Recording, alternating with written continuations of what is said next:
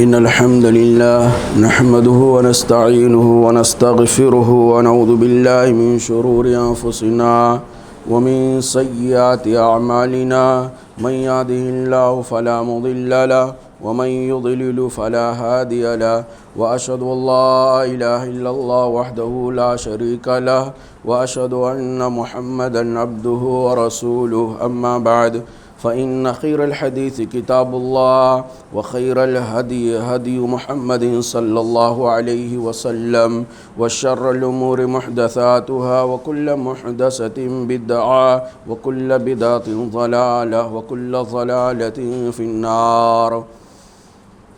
فأعوذ بالله السميع العليم من الشيطان الرجيم من همزه ونفخه ونفثه. بسم الله الرحمن الرحيم. يا أيها الذين آمنوا اتقوا الله حق تقاته ولا تموتن إلا وأنتم مسلمون.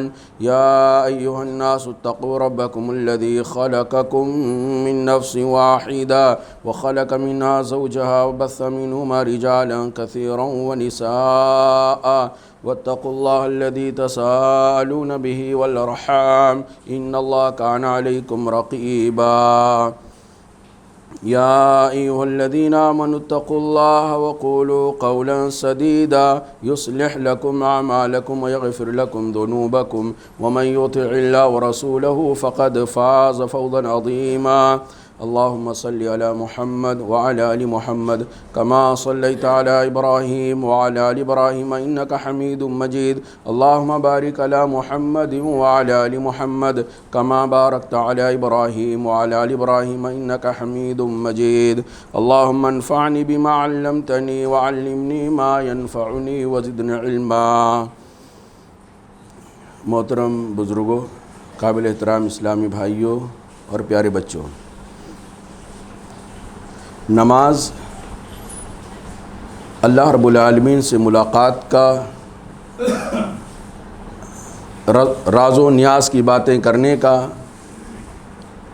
چپکے سرگوشی کرنے کا اور اپنے زندگی کے سارے دکھ درد کو رب کے سامنے پیش کرنے کا سب سے بہترین موقع ہے.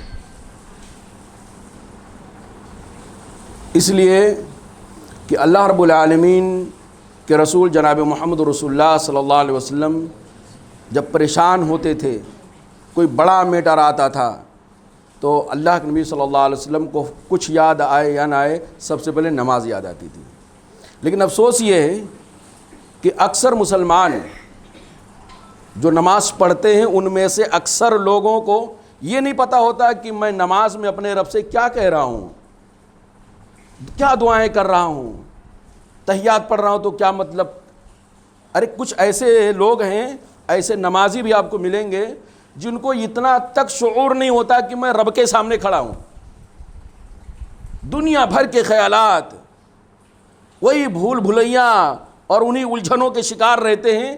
جن الجھنوں سے بچنے کے لیے، جن دکھ و درد سے سکون حاصل کرنے کے لیے نماز میں آتے ہیں، نماز میں بھی وہی وہی دکھ درد ان کو ستائے رہتا ہے. وہی دنیا کی فکر، وہی دکان کی فکر، وہی کاروبار کی فکر ستائے رہتی ہے. کیوں ایسا ہوتا ہے؟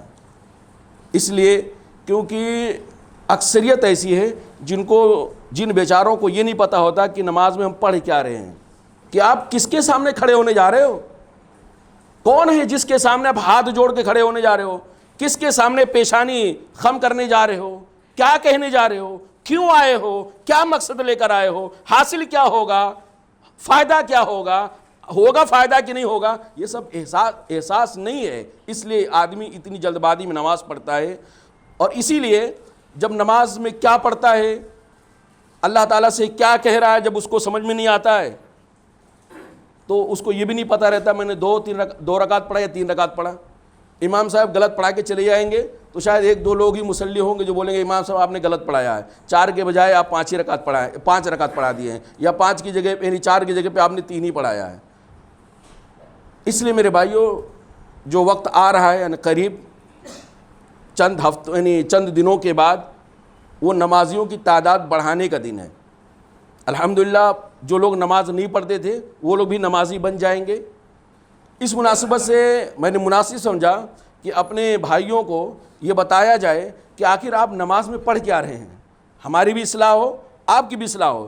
سب سے بڑی اصلاح یہ ہوگی کہ ہم جو ادھر ادھر بھٹکتے رہتے ہیں نا نماز میں، ہمارے جو خیالات آتے رہتے ہیں شروع سے لے کر آخر تک، دکانداری کے اندر، کاروبار کے اندر، دوستوں کے گپ شپ کا انتظار کرنے میں، فون پہ پورا دھیان جو لگا رہتا ہے نا، بدن تو رہتا ہے لیکن دماغ نہیں رہتا ہے۔ انشاءاللہ اگر آپ اس چیز کو سمجھ جائیں کہ میں کس کے سامنے کھڑا ہوں اور کیا کہہ رہا ہوں، نماز میں پڑھ کیا رہا ہوں، یہ اگر آپ سمجھ گئے نا، اور سمجھنے کی نماز کے دوران کوشش کیے، اور جو باتیں، پوری نماز کا طریقہ مجھے نہیں بتانا ہے، جو باتیں یعنی اجمالاً طور سے یا خاکے کے طور پہ اگر دماغ میں رہے گا تو انشاءاللہ دماغ ادھر ادھر جانے سے کافی حد تک آپ بچ جائیں گے اور اللہ تعالی ہماری مدد فرمائے گا۔ اس سے پہلے کہ میں بتاؤں آپ کو کہ ہم نماز میں کیا پڑھتے ہیں، اپنے رب سے کیا کہتے ہیں، ایک بنیادی بات میں آپ کو بتانا چاہتا ہوں میرے بھائیوں۔ جیسے نماز فرض ہے، کوئی مسلمان منکر نہیں اس کا، تو جیسے نماز پڑھنا ہر مسلمان کے اوپر فرض ہے، اتنا ہی ضروری، اسی لیول کا فرض یہ بھی ہے کہ نماز ویسی پڑھی جائے جیسا پیارے نبی جناب محمد رسول اللہ صلی اللہ علیہ وسلم نے پڑھا ہے۔ نماز کا معاملہ توقیفی ہے۔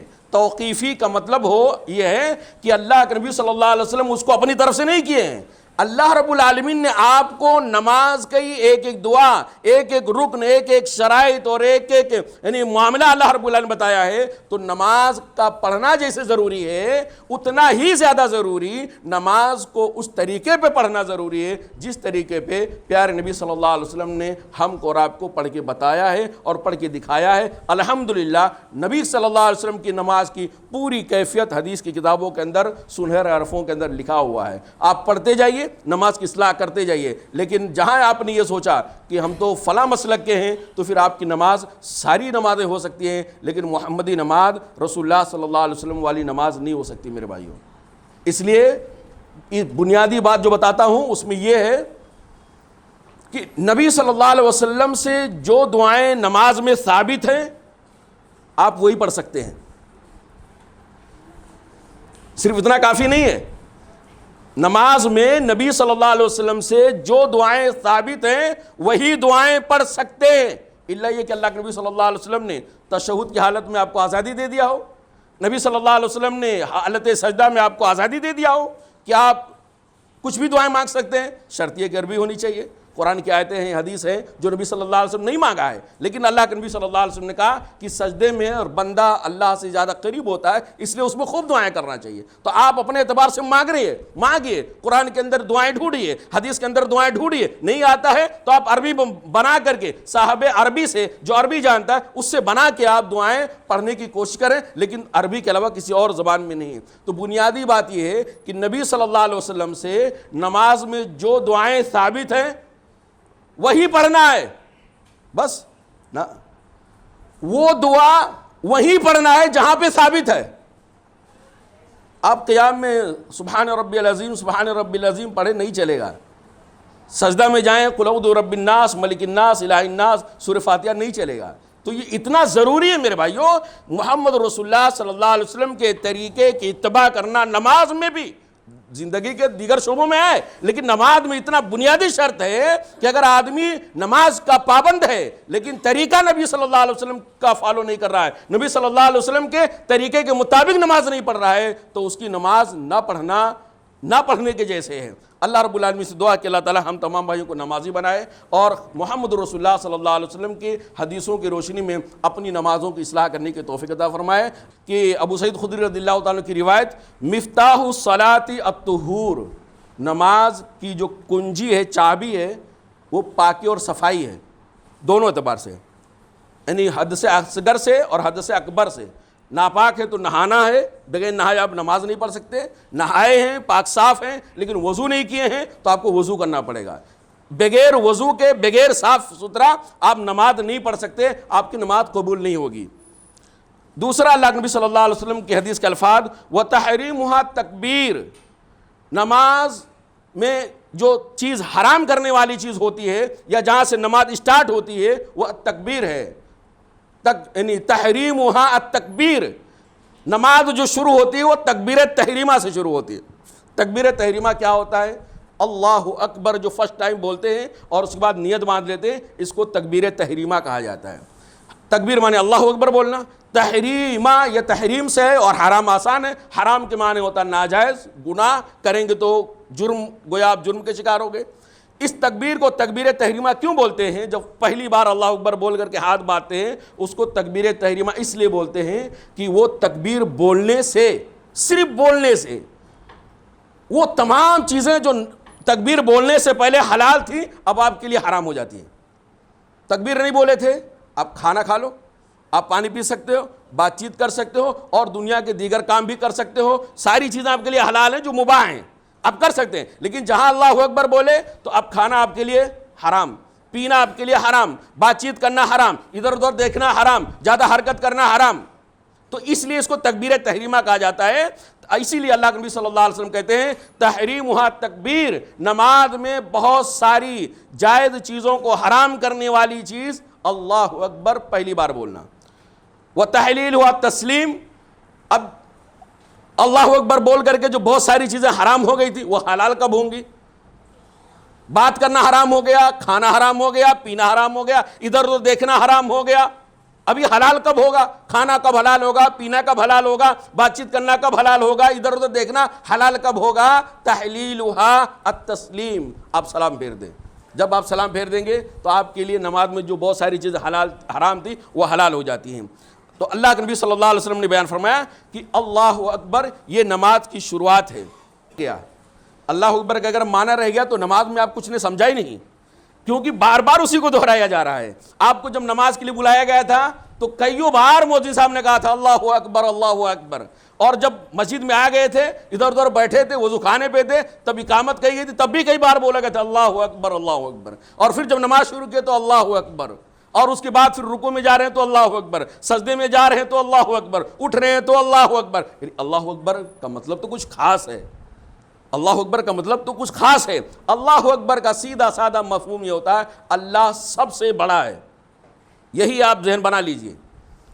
اللہ اکبر بولیں تو یہ احساس کریں کہ اللہ رب العالمین سب سے بڑا ہے, ساری چیزیں سارے کام اللہ سے چھوٹے, کاروبار, دکان, مکان, کھیت کھلیان, بزنس, تجارت, بیوی, بچے سب چھوٹے, بڑا کون؟ اس لیے چھوڑ کے آگے, اس لیے چھوڑ کر کے آگے, اس کا بلاوا ہوا تو چھوڑ کر کے آگے. اللہ رب العالمین کتنا بڑا ہے, کتنا بڑا اللہ تعالیٰ ہے. اللہ تعالیٰ کتنا بڑا ہے نا, اس کا تھوڑا سا یعنی احساس پیدا کرانے کے لیے اللہ رب العالمین بتایا ہے ایک قرآن کریم کی مثال. آپ سے اگر میں پوچھوں کہ سب سے بڑی دنیا میں کون سی چیز ہے تو آدمی اوپر دیکھے تو بولے آسمان, ختم ہی نہیں ہو رہا. انڈیا میں تھا تو وہی آسمان دکھ رہتا, سعودی میں گیا, امریکہ میں گیا, ساؤتھ افریقہ میں گیا, جہاں جاؤ تو آسمان سب سے بڑا, ختم ہونے والا نہیں ہے نا, سب سے بڑا آسمان. پھر نیچے دیکھتا تو بولے زمین, یہ جہاں جاؤ تو زمین ہی مل رہا ہے. سب سے بڑی چیز زمین اور سب سے بڑا آسمان ہمارے اعتبار سے. اور پڑھے لکھے لوگ اور پھر اس کے بعد بولیں گے کہ سورت اور اس کے اندر سیارے بہت ہیں, لیکن ظاہری عوام کے اعتبار سے سب سے بڑی چیز کیا ہے؟ آسمان اور زمین. معلوم ہے آسمان و زمین اللہ تعالیٰ کی عظمت اور اس کی کبریائی اور بڑائی کے سامنے کیا حیثیت رکھتے ہیں؟ قرآن کریم کے اندر اللہ نے بیان فرمایا وَالْأَرْضُ جَمِيعًا قَبْضَتْهُ يَوْمَ الْقِيَامَةِ وَالسَّمَاوَاتُ مَطْوِيَّاتٌ بِيَمِينِهِ. اتنا بڑا آسمان, اتنی بڑی زمین, اللہ نے کہا اس کو میں مٹھی میں لے لوں گا. قیامت کے دن یہ زمین اللہ کی مٹھی میں اور یہ آسمان اللہ کے دائنے ہاتھ میں. یوم نطوی السماء کطی السجل للکتب, جیسے ایک لکھنے والا لکھتا ہے, پیپر پہ لکھتا ہے اور اس کے بعد لپیٹ لیتا ہے. یہ اللہ کے لپیٹنے کی مثال نہیں دے رہا ہوں, یہ پیپر کے لپیٹنے کی مثال ہے.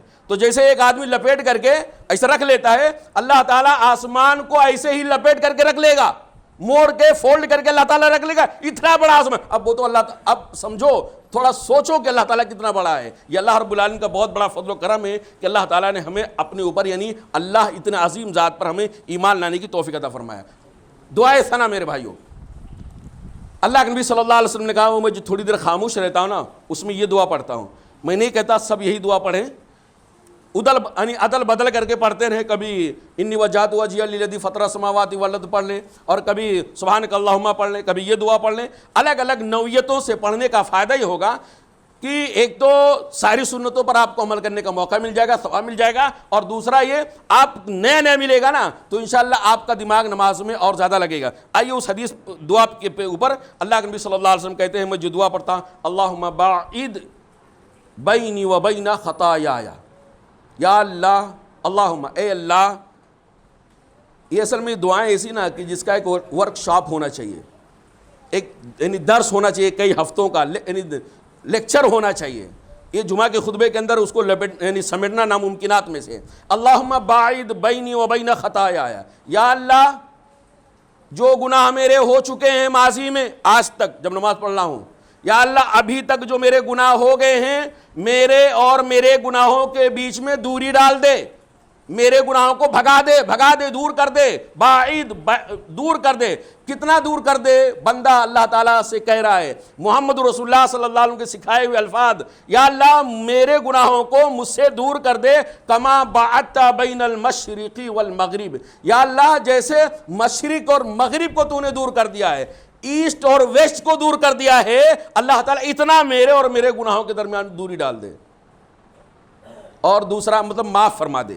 دوسرا، یا اللہ اگر مستقبل میں میرے تقدیر میں لکھ دیا گیا گناہ کرے گا تو بھی اللہ تعالیٰ ہم تجھ سے یہ دعا کر رہے ہیں، ماضی میں جو ہو گیا اس کو معاف فرما دے، بھگا دے دور، میرے قریب نہ آنے پائے، اتنا دور ملا دے کہ وہ کبھی مجھ سے ملاقات کرنے کا سوال ہی نہ پیدا ہوتا، نہ دنیا کے اندر نہ آخرت کے اندر، کیونکہ ایسٹ ویسٹ ملتے نہیں ہیں۔ اور اگر میری تقدیر میں لکھ دیا گیا فیوچر میں گناہ، تو یا اللہ مجھے یعنی میرے گناہوں کو دور کر دے، اتنا دور کر دے جیسا کہ آسمان و زمین ملتے نہیں میرے بھائیوں۔ تو یہ اللہ کے نبی صلی اللہ علیہ وسلم کی پہلی دعا، اللہم باعد بینی و بین خطایایا کما باعدت بین المشرق والمغرب، یا اللہ میرے اور میرے گناہوں کے بیچ میں اتنا دوری ڈال دے جتنا کہ ایسٹ ویسٹ پورا پچھم کے درمیان ہے۔ یہ پہلی دعا۔ دوسری، اللہم نقنی من خطایایا کما ینقی الثوب الابیض من الدنس، اے اللہ میرے گناہوں کو معاف فرما دے، یا اللہ میرے گناہوں کو پاک صاف کر دے۔ کیسے پاک صاف کر دے؟ جیسے سفید کپڑا میل کچیل سے صاف ہو جاتا ہے۔ دو چیزیں اللہ کے نبی صلی اللہ علیہ وسلم نے کہا۔ یہ سفید کپڑا کیوں؟ یعنی کلرفل کپڑا بھی تو دھلا جاتا ہے، اس کو بھی تو صاف کیا جاتا ہے، لیکن سفید کپڑے کا نام لے کے، ثوب الابیض کا نام لے کے اللہ کے نبی صلی اللہ علیہ وسلم نے احساس دلایا ہے کہ بندہ یاد رکھ، جیسے میل کچیل گندگی سفید کپڑے کو دوسرے کلر کے مقابلے میں جلدی خراب کر دیتی ہے، جلدی بدنما کر دیتی ہے۔ سفید کپڑے پہ اگر میل کچیل لگ جائے تو سب سے پہلے بھدا لگتا ہے، سب سے پہلے خراب ہو جاتا ہے، اور کالے میں کتنا بھی لگ جائے تو پتہ نہیں چلتا ہے۔ تو اے مومن بندے یاد رکھ، جیسے سفید کپڑے کو میل کچیل جلدی خراب کر دیتی ہے، ایسے ہی گناہ تجھے جلدی خراب کر دے گا، تجھے جلدی ہلاک کر دیتا ہے۔ اور ساتھ ہی ساتھ اللہ کے نبی صلی اللہ علیہ وسلم نے یہ بھی بتا دیا کہ جیسے دھلنے سے، سفید کپڑے سے جیسے میل کچیل جلدی صاف ہو جاتا ہے اور پتہ چلتا ہے دھلا ہوا ہے۔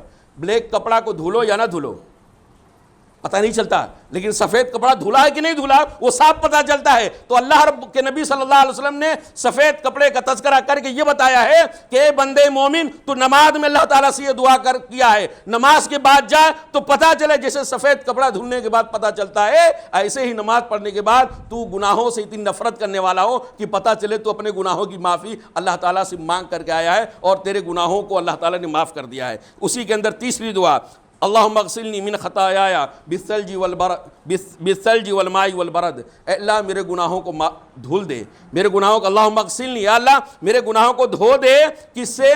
برف سے، پانی سے، اولے سے۔ پوری تشریحات نہیں کر سکتا ہوں۔ پانی، برف، اولا، یہ ساری کی ساری چیزوں کی جو تاثیر ہے نا وہ ٹھنڈا ہے۔ کیا ہے؟ ٹھنڈا ہے۔ ہم بچپن میں جانتے، آج بھی بہت سارے لوگ جانتے ہوں گے کہ اگر گرم پانی سے کوئی چیز دھلا جائے نا تو جلدی صاف ہوتا ہے، صحیح ہے نا؟ ٹھنڈے پانی کے مقابلے میں اگر گرم پانی سے کوئی چیز دھلا جائے تو جلدی صاف ہوتا ہے، اور اسی لیے میت کو جو نہلایا جاتا ہے تھوڑا سا گنگنے پانی سے، تاکہ اس کے اندر جو نجاست وغیرہ ہو یا میل کچیل ہو، تو یہ تاثیر ہے کہ گرم چیز سے یا گرم پانی سے اگر کسی چیز کو صاف کیا جائے تو جلدی صاف ہو جاتی ہے، بنسبت اس کے کہ آپ پانی سے دھلیں، بنسبت یہ کہ آپ برف سے دھلیں، بنسبت کہ آپ اولے سے دھلیں۔ اور دعا اللہ کے نبی صلی اللہ علیہ وسلم کر رہے ہیں، اللہم اغسلنی من خطایایا بالثلج والماء والبرد، یا اللہ میرے گناہوں کو پانی سے، اولے سے، برف سے دھل دے۔ تو یہ ٹھنڈی چیزوں سے کیسے دھلا جا سکتا ہے؟ مفسرین نے کوئی چیز چھوڑا نہیں ہے، محدثین اور علماء نے کوئی چیز چھوڑا نہیں ہے۔ اللہ کی بندو، اس دعا کے اندر نبی صلی اللہ علیہ وسلم کپڑا دھلنے کی بات نہیں کر رہے ہیں، کپڑا تو گرم پانی سے دھلا جاتا ہے، یہاں گناہ کا معاملہ ہے، گناہ کا انجام جہنم، گناہ کا انجام جہنم، اور جہنم آگ کی ہے، اور آگ کس سے گرم یعنی بجھے گا، آگ کس سے زیادہ مند پڑے گی، اور ظاہر سی بات ہے میرے بھائیو، یہ اولا برف اور پانی سے اللہ کے نبی صلی اللہ علیہ وسلم نے اس کے لیے بیان فرمایا۔ آگے اللہ کے نبی صلی اللہ علیہ وسلم نے جو سورہ فاتحہ یعنی دعائے ثنا کے بعد تعوذ، اعوذ باللہ من الشیطان الرجیم یا اعوذ باللہ السمیع العلیم من الشیطان الرجیم من ہمزی ونفخی ونفثی، نبی صلی اللہ علیہ وسلم سے دونوں ثابت ہے۔ اس کے بعد تسمیہ، اچھا اس کا مطلب اعوذ باللہ السمیع العلیم من الشیطان الرجیم من ہمزی ونفخی ونفثی کا مطلب یہ ہوتا ہے یا اللہ میں تیری پناہ میں آتا ہوں، میں تجھ سے اپنا بچاؤ چاہتا ہوں، میں تیری پناہ چاہتا ہوں، کس سے؟ تو سننے والا ہے، جاننے والا ہے اس شیطان مردود سے، شیطان مردود من الشیطان الرجیم من ہمزی ونفخی ونفثی، یا اللہ شیطان میرے دل میں ڈال نہ پائے، پھونک نہ مارے پائے، ارے تو نماز پڑھنے آئے نا بہت بڑا ہو گیا ہے، دیکھ فلاں تیرا نہیں آیا، تکبر کی پھونک نہ مارنے پائے، نیکیاں کرنے پر مجھے اتراتا ہوا دیکھنا نہ چاہے وہ، یا اللہ میرے اندر وہ تکبر کا پھونک نہ ڈال سکے، غرور گھمنڈ نہ ڈال سکے، اسی طرح اللہ تعالیٰ مجھے جنون اور دیوانگی کی بیماری کے اندر مبتلا نہ کر سکے، اور اللہ تعالیٰ ایسے ہی مجھے شعر و شاعری کے اندر مبتلا نہ کر سکے جو بیہودہ ہیں۔ تفصیلات ہیں میرے بھائیوں۔ تو دعائے ثنا کا ایک مفہوم آپ اپنے دماغ میں رکھیں کہ بندہ اللہ تعالیٰ سے کہتا ہے یا اللہ میرے گناہوں کو مجھ سے دور کر دے، جیسے ایسٹ ویسٹ میں دوری ہے، اللہ تعالیٰ ہمارے گناہوں کو صاف ستھرا کر دے، جیسے سفید کپڑے کو میل کچیل سے صاف کیا جاتا ہے، یا اللہ تو میرے گناہوں کو دھو دے پانی سے، برف سے، اولے سے۔ یہ پہلا مفہوم آپ بتائیے میرے بھائی، شروع ہی میں یہ کہہ رہا ہے بندہ، ابھی تو باقی دعائیں باقی ہیں، شروع ہی میں یہ کہہ رہا ہے اللہ مجھے گناہوں سے پاک و صاف کر دے۔ تعوذ پڑھنے کے بعد بسملہ کی باری آتی ہے، اللہ کے نبی صلی اللہ علیہ وسلم سے ثابت ہے بسم اللہ الرحمن الرحیم، ہر سورہ کی تبدیلی کے ٹائم پہ دو صورتوں کے بیچ میں اللہ کے نبی صلی اللہ علیہ وسلم بسم اللہ الرحمن پڑھتے تھے، اور اس کی اپنی فضیلت ہے۔ سورہ یعنی بسم اللہ الرحمن کے بعد سورہ فاتحہ۔ حضرت ابو ہریرہ رضی اللہ تعالیٰ کی حدیث ہے، اللہ کے نبی صلی اللہ علیہ وسلم نے فرمایا من صلی صلاۃ لم یقرأ فیہا بأم القرآن، من صلی صلاۃ، جس نے بھی کوئی بھی نماز پڑھا، من مانے جس نے بھی، صلی نماز پڑھا، صلاۃ کوئی بھی نماز، اکیلے ہو، دو لوگوں کے ساتھ ہو، جماعت کے ساتھ ہو، فرد ہو، نفل ہو، گھر پہ ہو، جماعت میں ہو، جس نے بھی کوئی بھی نماز پڑھا، من صلی صلاۃ لم یقرأ فیہا بأم القرآن، اور اس نماز کے اندر اس نے سورہ فاتحہ نہیں پڑھا، ام القرآن نہیں پڑھا، یعنی قرآن کی جو اصل روح ہے اس کو اس نے نہیں پڑھا، تو فَيَّ خِدَاجٌ، تو اس کی وہ نماز ناقص ہے، ادھوری ہے، نامکمل ہے۔ اللہ کے نبی صلی اللہ علیہ وسلم 3 بار ارشاد فرماتے ہیں۔ اس کے بعد ابو ہریرہ رضی اللہ تعالیٰ کہتے ہیں کہ اللہ کے نبی صلی اللہ علیہ وسلم نے ارشاد فرمایا کہ لوگوں سورہ فاتحہ نماز میں پڑھتے رہو، سورہ فاتحہ نماز کی ہر رکعت میں پڑھتے رہو۔ سوال کرنے والے پر اللہ تعالیٰ رحم فرمائے، اللہ رب العالمین سوال کرنے والے کے قبر کو نور کا بقع بنائے۔ اس نے سوال کیا، صحیح مسلم کی روایت ہے، ابو ہریرہ آپ حدیث کے راوی ہیں، کہتے ہیں نبی صلی اللہ علیہ وسلم کہا جس نے سورہ فاتحہ نہیں پڑھا اس کی نماز ادھوری ہے، نامکمل ہے۔ تو آپ یہ بتاؤ، ہم لوگ کبھی کبھی امام صاحب کے پیچھے رہتے ہیں، صحیح مسلم کی روایت ہے، ہم لوگ کبھی امام صاحب کے پیچھے رہتے ہیں، امام صاحب تو قرأت پڑھتے ہیں، سورہ فاتحہ پڑھتے ہیں اور دوسری سورتیں پڑھتے ہیں، تو ہم سورہ فاتحہ کیسے پڑھیں؟ تو حضرت ابو ہریرہ رضی اللہ تعالیٰ نے کہا اقرأ بہا فی نفسک، اپنے دل میں پڑھ لے، یعنی آواز سے نہیں پڑھنے کا، دل میں پڑھ لے، لیکن پڑھنا ہی پڑھنا ہے۔ کیوں پڑھنا ہے؟ اس لیے کہ میں نے اللہ کے نبی صلی اللہ علیہ وسلم کو یہ فرماتے ہوئے سنا، اللہ رب العالمین نے ارشاد فرمایا قسمت الصلاۃ بینی و بین عبدی، میں نے صلاۃ کو، قسمت الصلاۃ، میں نے صلاۃ کو تقسیم کر دیا، ڈیوائیڈ کر دیا 2 حصوں میں، بینی و بین عبدی، آدھا میرے لیے ہے نماز یعنی صلاح، اور آدھا میرے بندے کے لیے ہے۔ اس کے بعد جو حدیث آ رہی ہے اس حدیث سے پتہ چل رہا ہے صلاۃ سے مراد سورہ فاتحہ ہے۔ صلاۃ سے کیا ہے؟ صلاۃ سے مراد سورہ فاتحہ ہے۔ اللہ کے نبی صلی اللہ علیہ وسلم نے سورہ فاتحہ کو نماز کا، سورہ فاتحہ کو صلاۃ کا، اس لیے کہ بغیر سورہ فاتحہ کے کوئی بھی نماز آدمی کی، کوئی بھی رکعت آدمی کی پوری نہیں ہو سکتی، حتیٰ کہ جنازے کی نماز میں بھی سورہ فاتحہ ہے۔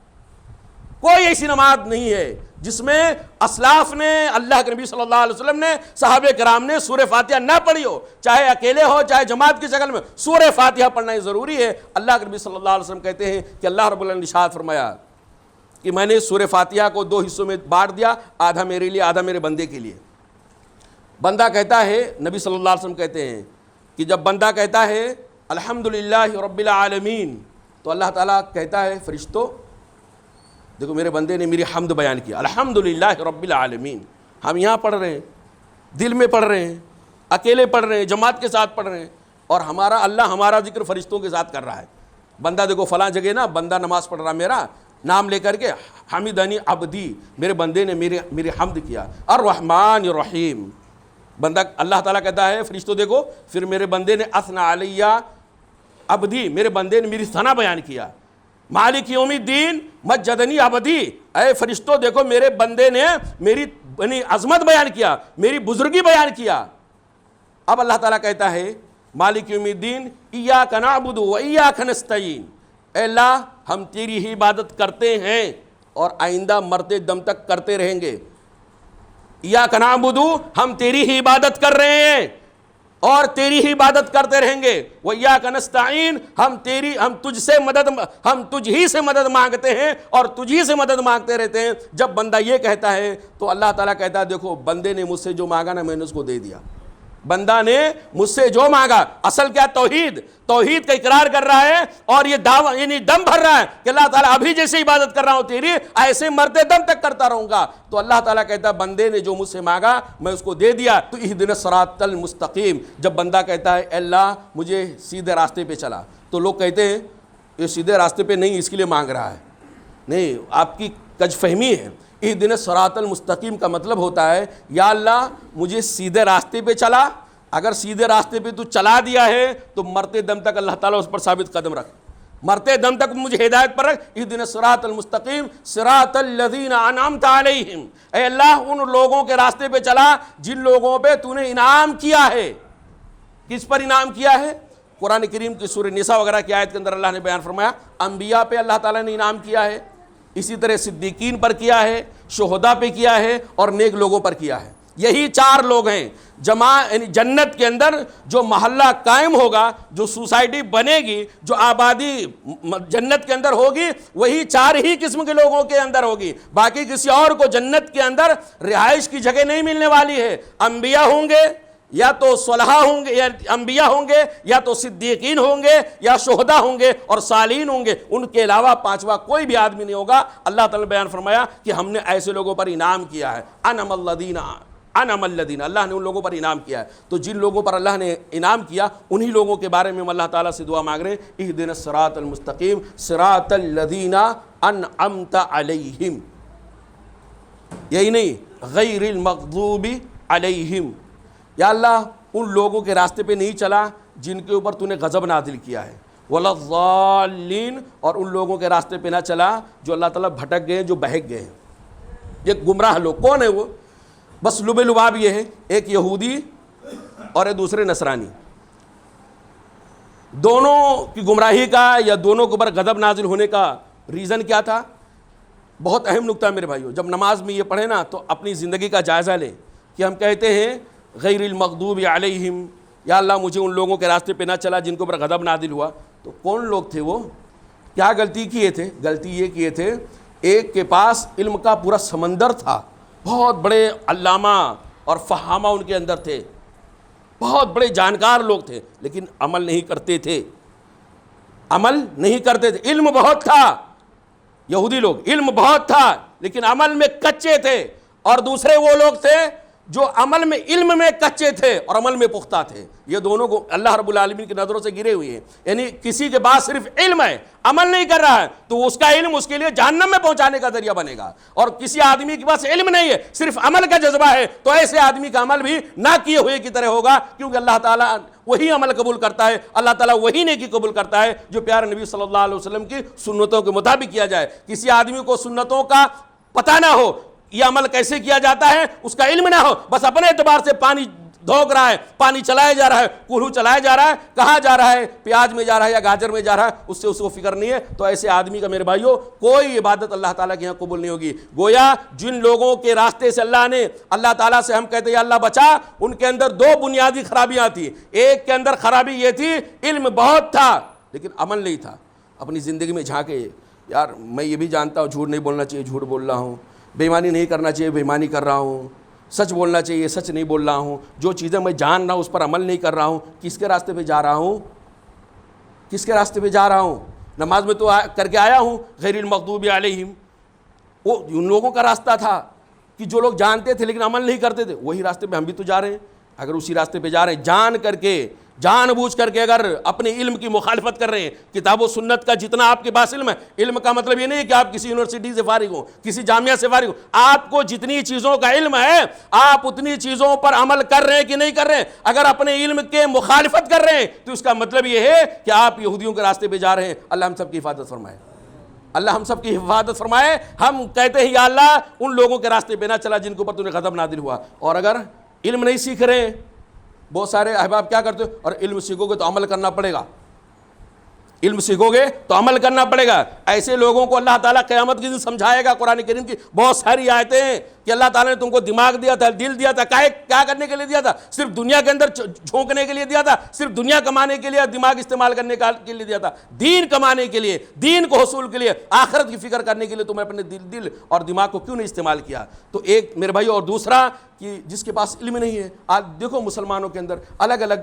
جماعتیں ہیں, الگ الگ ٹولیاں ہیں, الگ الگ مزاج ہے, الگ الگ لوگوں کا گروپ بنا ہوا ہے. جو بڑا علامہ بنا ہوا ہے وہ نماز کا پابند نہیں ہے, روزے کا پابند نہیں ہے, اور معاملات اس کے انتہائی حد درجہ خراب ہے. اور جو بہت زیادہ متقی پرہیزگار ہے, اللہ والا دکھ رہا ہے, اس کے اندر علم ہی نہیں ہے. جہالت پر مبنی, شرک پر مبنی, بدعت پر مبنی, خرافات پر مبنی, آئے دن نئی نئی عبادتیں ایجاد کرتا رہتا ہے اور سوچتا ہے کہ میرے اندر علم یعنی عمل کرنے کا بہت جذبہ ہے. ایسا جذبہ میرے بھائیو اللہ تعالیٰ کے یہاں قابل قبول نہیں ہے. علم کے ساتھ عمل ہونا یہ در حقیقت صحابہ کرام کا طریقہ تھا. اسی لیے صحابہ کرام کے بارے میں آتا ہے کہ صحابہ کرام 10 آیتیں سیکھتے تھے, اس کے بعد 11ویں نہیں سیکھتے تھے.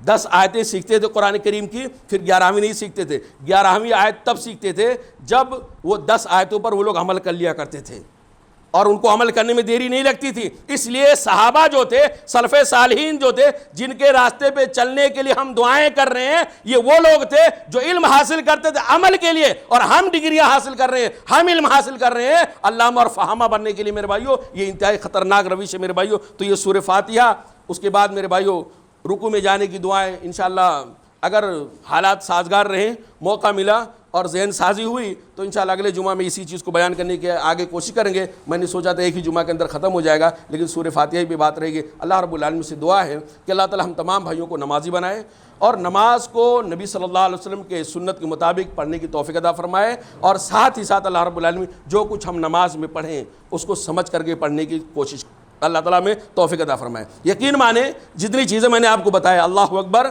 تعوذ, تسمیہ اور سورہ فاتحہ, اگر آپ کا جو تھوڑا سا لب لباب آپ کے سامنے رکھا ہو, اگر یہی چیز آپ نماز میں تھوڑی دیر کے لیے سوچیں, سوچنا گناہ نہیں ہے.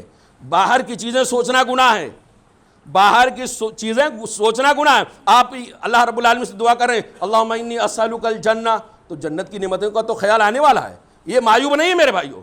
اللہ کے نبی صلی اللہ علیہ وسلم کے بارے میں آتا ہے کہ اللہ کے نبی صلی اللہ علیہ وسلم جب قرآن کریم کی تلاوت کرتے نماز میں بھی, تو جب تسبیح کی بات آتی تو اللہ کی تسبیح بیان کرتے رک کر کے. جب جنت کی نعمتوں کا تذکرہ ہوتا تو اللہ کے نبی رک کر کے اللہ تعالیٰ سے جنت کی نعمتوں کا سوال کرتے. تو جو چیزیں آپ پڑھ رہے ہیں اس کی گہرائی تک جانا در حقیقت آپ کے اندر خشوع خضوع پیدا کرنے کا ایک سبب ہے, اور اس سے آپ کی نماز کے اندر چاشنی ملتی ہے اور آپ کی حلاوت ملتی ہے آپ کو. اس سے نماز کی خرابی ہونے کا کوئی سوال نہیں پڑتا. جو چیزیں, جو خیالات معیوب ہیں میرے بھائیوں, وہ آؤٹ آف نماز, نماز کے باہر کی چیزیں معیوب ہیں. اللہ تعالیٰ سے دعا کہ اللہ تعالیٰ ہم تمام بھائیوں کو نبی کریم صلی اللہ علیہ وسلم کی سنت کے مطابق نماز کو پڑھنے کی توفیق عطا فرمائے, پابندی سے پڑھنے کی توفیق عطا فرمائے, اور نمازوں کو اللہ تعالیٰ سمجھ کر کے پڑھنے کی توفیق عطا فرمائے. آمین. اقول قولی ھذا استغفر اللہ لی ولکم ولسائر المسلمین فاستغفروہ والغفور الرحیم. أرسلناك إلا رحمة للعالمين.